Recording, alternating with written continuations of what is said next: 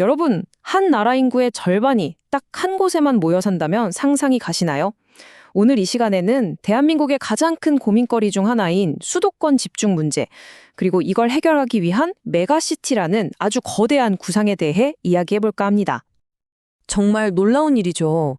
대체 왜, 어떻게 인구의 절반이 한 곳으로만 모이게 됐을까요? 이게 단순히 사람이 많다 수준의 문제가 아닙니다. 국가 전체의 효율성, 더 나아가서는 우리의 미래에 대한 아주 근본적인 질문을 던지고 있거든요. 자, 바로 2019년이었어요. 대한민국 역사상 처음으로 수도권 인구가 비수도권 인구를 넘어선, 어떻게 보면 좀 상징적인 해였죠. 그런데 여러분, 이게 시작에 불과했다는 겁니다. 경제력을 보면 격차는 더 커지고요.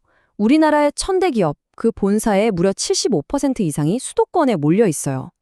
이건 사람, 돈, 기회, 모든 걸 빨아들이는 거대한 블랙홀이나 마찬가지인 셈이죠. 결국 이런 구조, 누구에게도 좋지 않습니다. 수도권은 수도권대로 집값 폭등, 교통지옥, 살기가 너무 팍팍해지고요.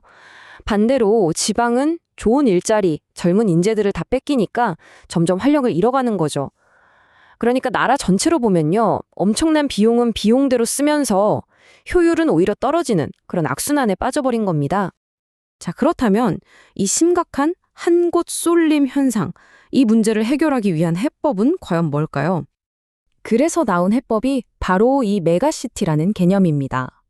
아주 쉽게 말해서 수도권이라는 거대한 자석이 모든 걸 끌어당기니까 지방에도 그에 맞설 만한 강력한 자석들을 여러 개 만들자는 거죠.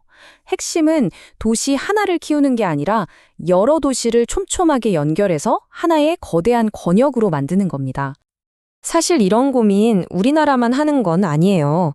여기 보시는 것처럼 영국, 프랑스, 독일 같은 나라들도 우리랑 비슷한 문제를 겪었거든요. 그래서 수도권 쏠림도 막고 새로운 성장 동력도 찾으려고 이런 권역 발전 전략을 오래전부터 추진해 왔습니다. 어떻게 보면 이게 세계적인 트렌드인 셈이죠. 그런데 사실 우리나라에서 국가 균형 발전을 시도한 게 이번이 처음은 아니잖아요. 그럼에도 불구하고 왜 지금까지 잘 안 됐을까요? 과거의 계획들에는 도대체 무슨 문제가 있었던 걸까요? 물론 과거의 정책들이 전부 실패한 건 아닙니다. 공공기관을 지방으로 옮겨서 혁신도시를 만든다든지 나름의 성과가 분명히 있었어요. 하지만 대부분의 시도들이 공통적으로 갖고 있던 아주 치명적인 한계가 있었습니다. 그게 뭐였냐면 바로 일관된 공간 전략이 없었다는 겁니다. 그러니까 여기저기 조금씩 돈을 찔끔찔끔 나눠주는 분산 투자에 그친 거예요. 이러다 보니 어느 한 곳도 제대로 된 경제 중심지로 크질 못했던 거죠. 비유하자면 점은 여러 개 찍었는데 그 점들을 이어서 강력한 면으로 만드는 데는 실패했던 겁니다. 자, 그렇다면 과거의 실패를 거울 삼아서 이번 메가시티 계획은 뭐가 다를까요? 지금부터 그 새로운 청사진을 크게 3단계로 나눠서 한번 살펴보겠습니다. 네, 과거의 실수를 반복하지 않기 위해서 이번 계획은 아주 체계적으로 설계됐습니다.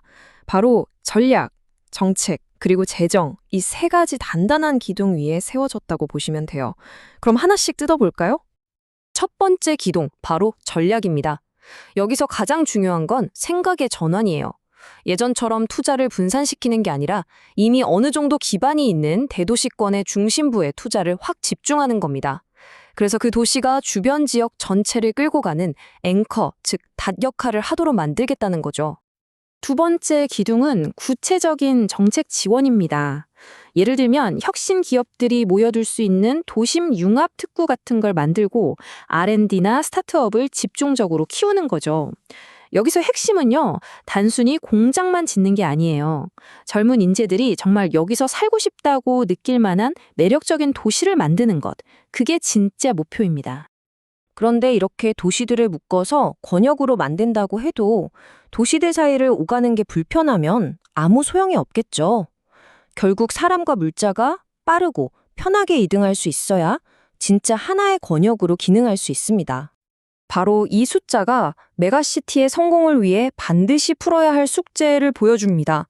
지역 내 다른 도시로 갈 때 자가용을 탈 때보다 대중교통을 타면 무려 1.4배에서 최대 2.7배나 시간이 더 걸린다는 거예요.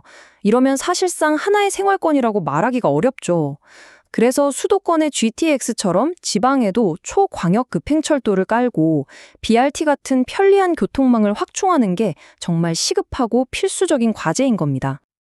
자, 그리고 마지막 세 번째 기둥. 바로 돈 문제입니다. 재정이죠. 아무리 계획이 좋아도 돈이 없으면 안 되잖아요. 그래서 이 거대한 프로젝트들이 중간에 멈추지 않고 쭉 이어질 수 있도록 안정적인 재정 틀을 만드는 게 마지막 단계입니다. 자, 이렇게 보면 정말 그럴듯한 청사진인데 보고서 마지막에는 아주 중요한 현실적인 지적도 빠지지 않습니다. 맞습니다. 수십 년 동안 굳어져 온 이 불균형을 단 몇 년 만에 뒤집는다는 건 사실상 불가능하죠.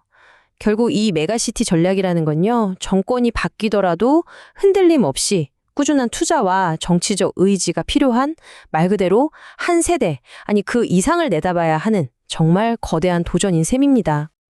그래서 마지막으로 이런 질문을 던져보게 됩니다. 과연 인간의 세심한 계획으로 한 국가의 경제 지도와 인구 지도를 정말로 다시 그릴 수 있을까요? 어쩌면 이것이야말로 이 거대한 국가 재설계 프로젝트가 우리 모두에게 던지는 가장 근본적인 질문일 겁니다.